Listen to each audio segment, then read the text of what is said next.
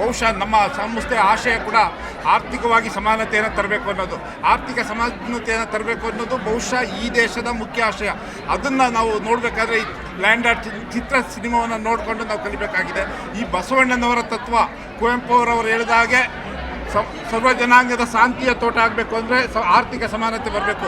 Land ಅಂತ ಯಾವುದೂ ಇರಲಿಲ್ಲ. ಬಹುಶಃ ಸ್ವಾತಂತ್ರ್ಯ ಬಂದ ನಂತರ ನಮ್ಮ ದೇಶ ಹೇಗೆ ಪ್ರಗತಿಯನ್ನು ಸಾಧಿಸಿದೆ ಅನ್ನೋದನ್ನು ಈಗ ಕಾಣ್ಬೋದು. ಆ ಪ್ರಗತಿಯ ಇದ್ದರೂ ಕೂಡ ಇವತ್ತು ಅದು ಹಾರಿಜಾಂಟಲ್ ಆಗಿ ಬೆಳೆದಿಲ್ಲ, ವರ್ಟಿಕಲ್ ಆಗಿ ಬೆಳೆದಿದೆ. ಇಂಥ ಒಂದು ಸಮಾಜವನ್ನು ನಾವು ಮತ್ತೆ ಕಟ್ಟಬೇಕು ಅಂತ ಕಟ್ಟಿರುವಂಥ ಸಮಾಜವನ್ನು ನಾವು ಉಳಿಸ್ಕೊಳ್ಬೇಕಾಗಿದೆ.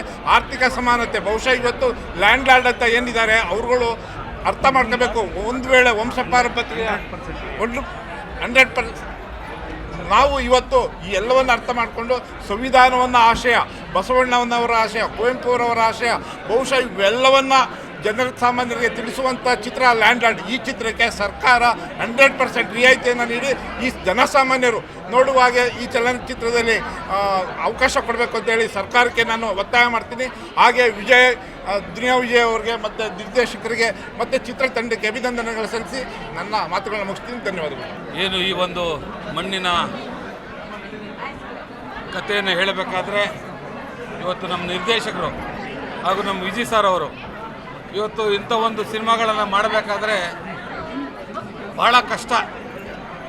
ಈ ಒಂದು ಸಂದೇಶವನ್ನು ನಾವು ಜನಗಳಿಗೆ ಮುಟ್ಟಿಸ್ಬೇಕಾದ್ರೆ ಈ ಒಂದು ಇದರಲ್ಲಿ ಏನು ಒಬ್ಬ ಸಾಮಾನ್ಯ ಕೂಲಿಕಾರ ತನ್ನ ಮಗಳನ್ನು ವಿದ್ಯಾವಂತರನ್ನಾಗಿ ಮಾಡಬೇಕನ್ನೋ ಒಂದು ಮುಖ್ಯವಾದ ದೃಶ್ಯ.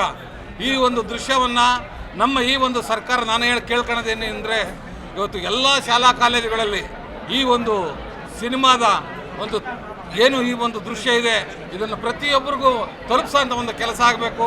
ಅದೇ ರೀತಿ ಏನು ಈ ಜೀತದಾಳುಗಳು ಹಿಂದೆ ಇದ್ದರು, ಈ ದೌರ್ಜನ್ಯಕ್ಕೊಳಗಾದವರು ಇದ್ದರು, ಇದು ಕುವೆಂಪು ಅವರು ಹೇಳ್ದಂಗೆ ಸರ್ವ ಜನಾಂಗದ ಶಾಂತಿಯ ತೋಟ, ಪ್ರತಿಯೊಬ್ಬರಿಗೂ ಸಮಾನತೆಯ ಒಂದು ಹಕ್ಕು ಬೇಕು ಅನ್ನೋದು ಒಂದು ಪ್ರತಿಪಾದಿಸುವ ಚಿತ್ರವನ್ನು ಪ್ರತಿಯೊಬ್ಬರು ಬೆಂಬಲಿಸಬೇಕು ಅಂತ ಹೇಳಿ ಈ ಮೂಲಕ ತಮ್ಮನ್ನು ಕೇಳ್ಕೊಡ್ತೀನಿ.